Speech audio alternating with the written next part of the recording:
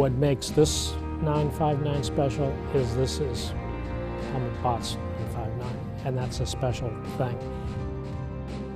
Helmuth Bott, to me personally, was one of the reasons why I'm raced for Porsche.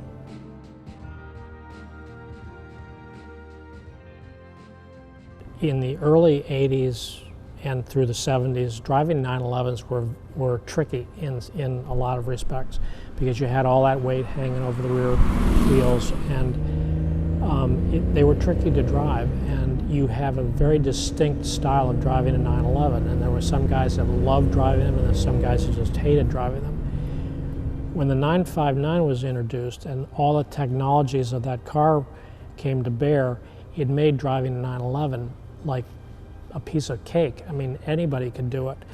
And I think as we go forward and you fast track to 2013, those technologies are used on all Porsches.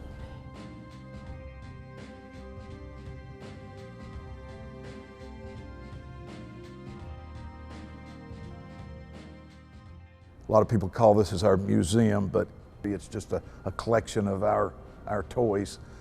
But to have Helmuth Bott's 959, it's a pre-production prototype, one of the very first 6. To think that those guys thought that we were special enough to have that car live in our collection, that meant a whole lot to us, and it's probably one of our most prized possessions in here now.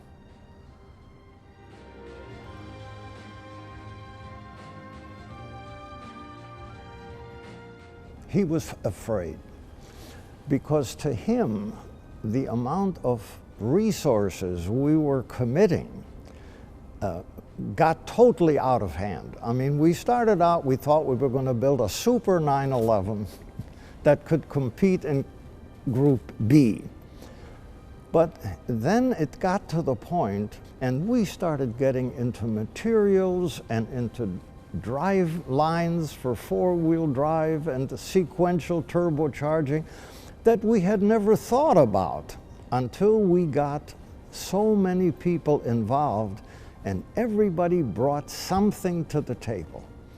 And I learned a lot from Helmuth Bott. And I'm not just talking about technical stuff. I mean, I learned a lot about how to motivate and get a group of ordinary people rise to incredible heights of achievement. The one thing Professor Bott taught me, you cannot do it alone. I think the engineering in this car probably touched more of the automotive population in the world since then than any other single automobile.